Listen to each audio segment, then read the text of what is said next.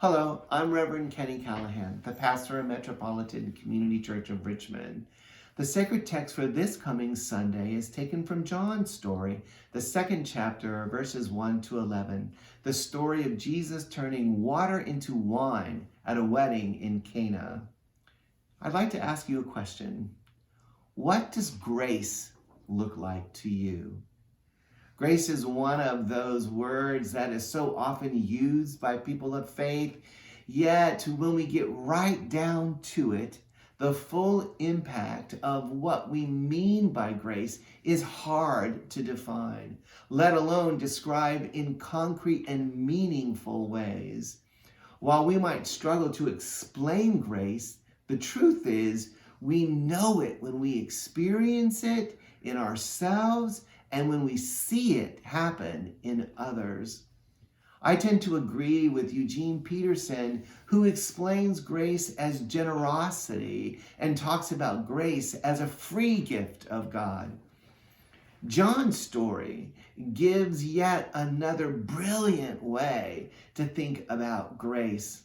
John moves us way beyond the free gift and generosity sense of grace to the realization that grace also means abundance, an unbelievable, more than you could possibly imagine abundance.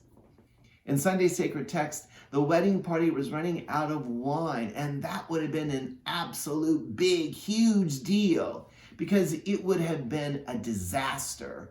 You see, wine is seen as a sign of harvest, of God's abundance, of God's joy, of God's happiness and hospitality. So when they run low on wine, it was thought that they would be running low or short on blessing, and that indeed would be a tragedy. So Jesus steps in and provides not just more wine, but more wine than the whole crowd could have drunk in the 3 days of the wedding feast, and probably even within a 3-week period. Not only that, but they were shocked to discover that it just wasn't cheap wine, but the best wine that they had yet served.